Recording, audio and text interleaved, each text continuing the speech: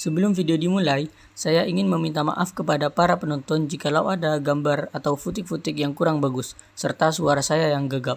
Itu dikarenakan saya yang masih pemula dan keterbatasan peralatan yang saya punya. Oke, lanjut.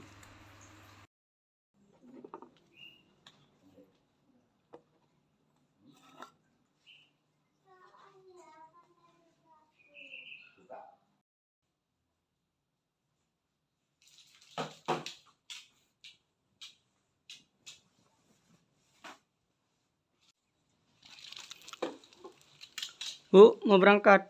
Ya, hati-hati nak. Ya. Jangan lupa maskernya. Ya. Assalamualaikum. Waalaikumsalam. Selamat.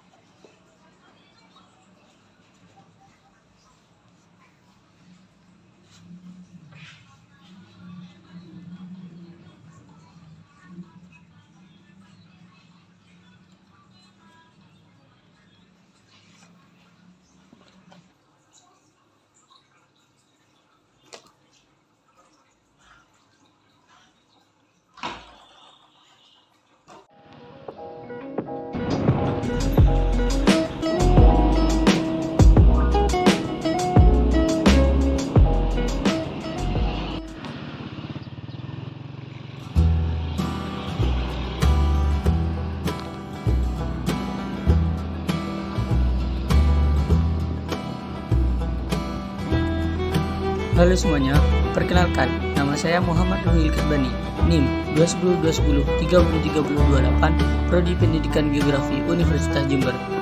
Kali ini, saya akan melakukan observasi mengenai sebuah danau vulkanik yang ada di Desa Segaran, Kecamatan Tiris, Kabupaten Probolinggo.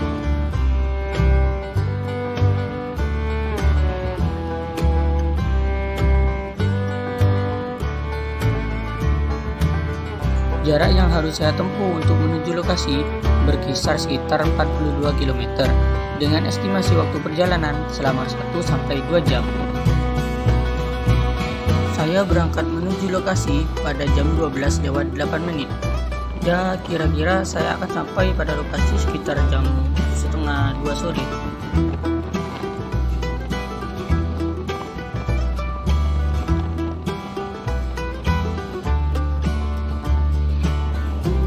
Kali ini saya tidak sendirian untuk berangkat menuju lokasi, melainkan ditemani oleh abang, agar aman dari bahaya dan aman dari kekurangan uang jajan.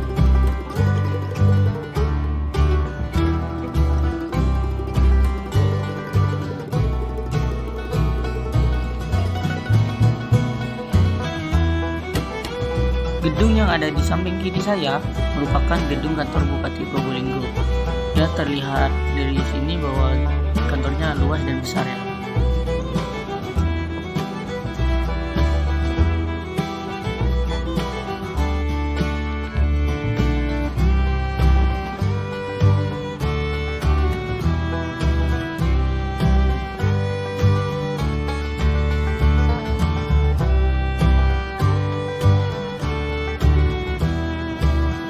Hanya ingin mengingatkan kepada teman-teman sekalian, meskipun kasus PPKM sudah turun level, tetap gunakan masker dan selalu menjaga jarak aman ya. Oh ya, tidak lupa juga melakukan 3M.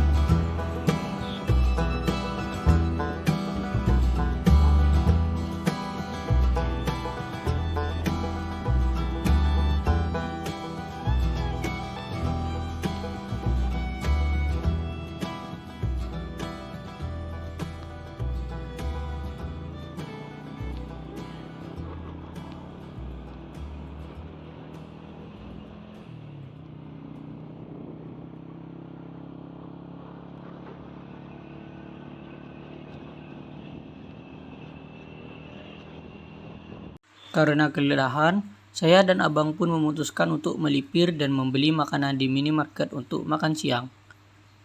Karena kita tidak sempat makan siang saat berangkat tadi. Sekalian juga merenggangkan tulang-tulang yang sudah lelah berkendara. Setelah merasa kenyang karena sudah makan siang, saya dan abang pun memutuskan untuk langsung melanjutkan perjalanan. Dikarenakan perjalanan yang saya tempuh itu masih jauh.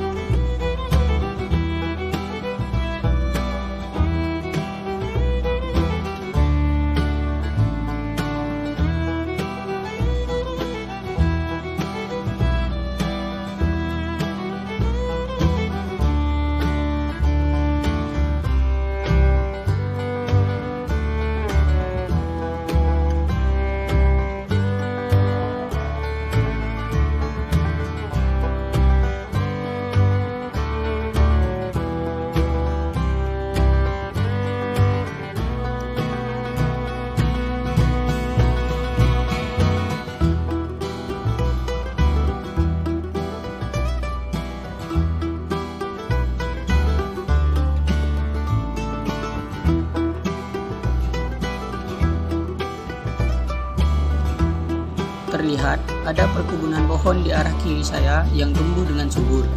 Saya tidak tahu persis apa nama pohonnya, tetapi kalau tidak salah nama pohonnya itu bernama pohon sengon. Mungkin teman-teman ada yang tahu, bisa koreksi jikalau saya salah.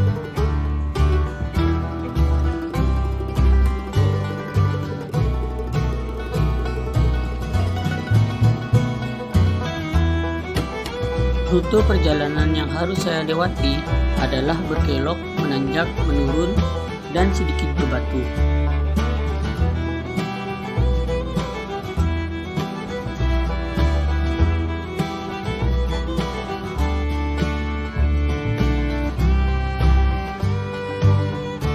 Pada saat tanjakan, kendaraan saya si Ijat mesinnya agak ngebet.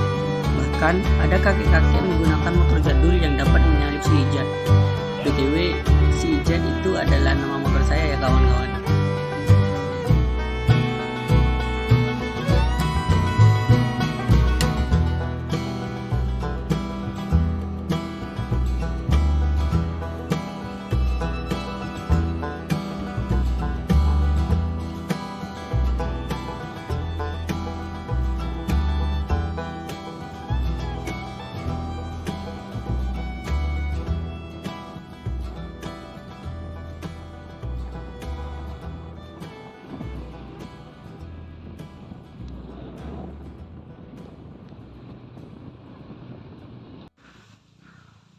Akhirnya, setelah 1,5 jam perjalanan, saya pun sampai di lokasi observasi.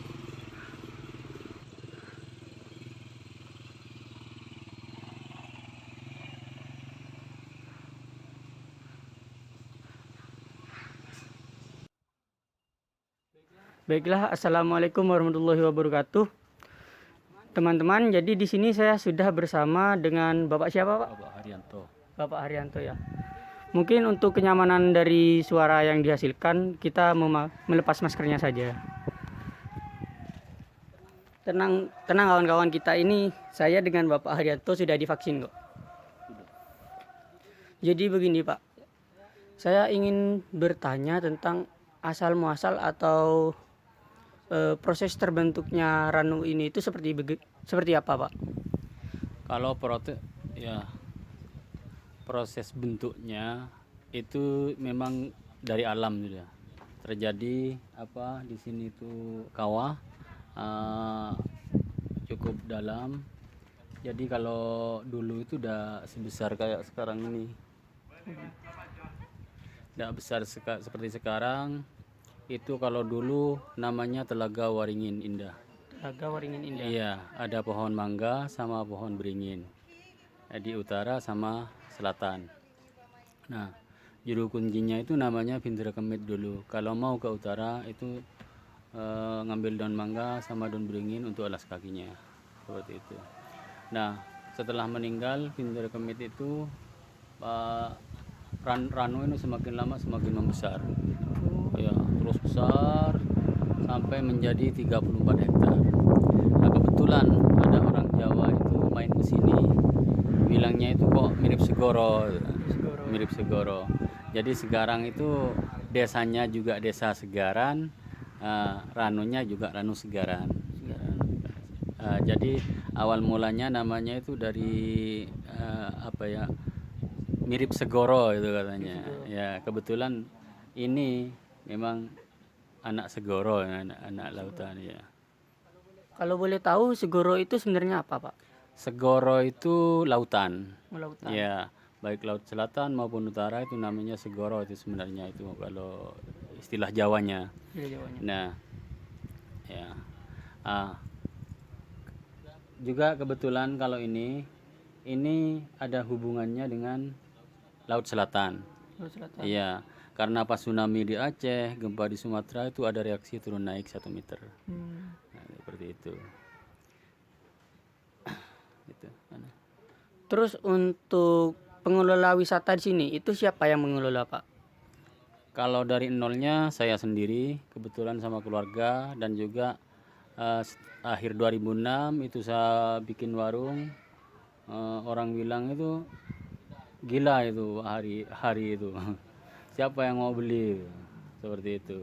Itu saya cuman modalnya nikat aja seperti itu. Ternyata lama-lama itu kabupaten turun 2007 membentuk Pok Darwis. Pak Darwis. Kelompok sadar wisata itu namanya Pok Darwis Al Fatih itu sampai sekarang. Sampai sekarang. Sampai sekarang. Jadi kelompok itu terus membenahi di sini secara alami. Lalu pemerintah kabupaten itu memfasilitasi di sini. Ya termasuk perahu dan sepeda air. Terus untuk peresmiannya itu ini kapan, Pak? Ini peresmiannya kalau gedung ini 2015 yang buat gedung ini. Cuman kalau peresmiannya itu yang dapat SK itu 2008. 2008 baru diresmikan bahwa ini dijadikan tempat wisata. Cuman yang masuk Perda itu 2011. 2011. Saya dikasih SK sama satu orang teman saya itu 2008. Itu dari kantor. Pada waktu itu Dinas Pariwisata dan Perhubungan pada waktu itu masih gabung. Ya. Ya. Terus untuk ini, Pak, kalau dilihat-lihat ini kan pengunjungnya tidak terlalu banyak ya, atau bisa dibilang sepi. Nah, itu kan biasanya ada beberapa kendala. Itu biasanya kendala apa yang dialami, Pak? Kalau sekarang dari 2017 itu yang jadi kendala utama itu tiap tahun agenda tuh air naik. Dari bulan 2 sampai bulan 3 itu sampai bulan 8 itu baru turun. Nah, makanya setiap tahunnya itu harus memperbarui lagi. Ketika orang kesini itu sudah air naik, kadang-kadang ya juga kecewa juga. Cuman saya untuk mencari solusinya, saya agendakan itu orang-orang itu di sebelah barat itu. Oh, di sebelah barat sana. Pinusan ya. Jadi walaupun di sini itu tenggelam, masih bisa menikmati dari area Pinusan itu untuk running. Nah, kendala utamanya juga jalan. Itu jalan utama itu mungkin sudah mulai bagus, cuman yang agak deket sini nih kan juga mulai rusak. Oh iya, tadi saya lewat sana juga ini goyang-goyang sepedanya rusak. Itu dan juga satu rusak, keduanya itu masih sempit. Kalau mobil berpapasan itu kayaknya sudah tidak memungkinkan. Tidak mungkin. Jadi harus ada yang ngalah satu ya, Pak? Iya, harus ngalah salah satu. Dan juga mungkin butuh pelebaran nanti. Pelebaran jalan itu supaya mobil-mobil yang agak besar itu bisa masuk ke sini. Itu jangkauan yang tidak bisa dijangkau dengan kendaraan cukup besar gitu. Terus ini, Pak, tadi Bapak bilang kalau airnya itu naik, kira-kira berapa meter ya, Pak, naiknya? Kalau dari awal musim kemarau, ini masih baru turun ini. Oh, ini baru turun? Iya, kemarin itu setinggi itu ya. Kalau anak-anak sudah di dalam gedung itu sudah tenggelam. Kalau pernah setinggi pusar orang dewasa. Ya, dari tembok-tembok yang samping ini itu tenggelam juga semua. Tenggelam juga? Iya, tenggelam juga yang samping ini. Jadi semua fasilitas di sini itu tenggelam semua, sama musola juga itu. Mungkin untuk taraf kedepannya dibutuhkan pengurukan atau meninggikan lokasi di sini supaya ada kena air lagi. Terus untuk warga sekitar sini itu apakah memanfaatkan air yang ada di danau ini untuk minum atau dikonsumsi atau yang mandi gini tuh, Pak, sebagainya? Iya. Ya pertama sih untuk mandi juga, dan masyarakat sekitar ini dimanfaatkan untuk air minum. Iya, cuman pompa agak ke tengah itu supaya ada kotoran tuh yang masuk ke situ. Itu. Terus ini apakah bisa diminum langsung, Pak, airnya, Pak? Bisa, tidak apa-apa. Sebenarnya ada masalah ini. Yang penting ngambilnya agak ke tengah lah dikit. Kalau ini kan terlalu minggir. Iya. Agak ke tengah dikit biar betul-betul bersih. Gitu. Baiklah teman-teman, mungkin segitu saja video yang bisa saya tampilkan. Karena durasinya saya rasa akan terlalu panjang jika semua footage ditampilkan. Akhir kata dari saya, mohon maaf jika ada kesalahan kata. Wassalamualaikum warahmatullahi wabarakatuh.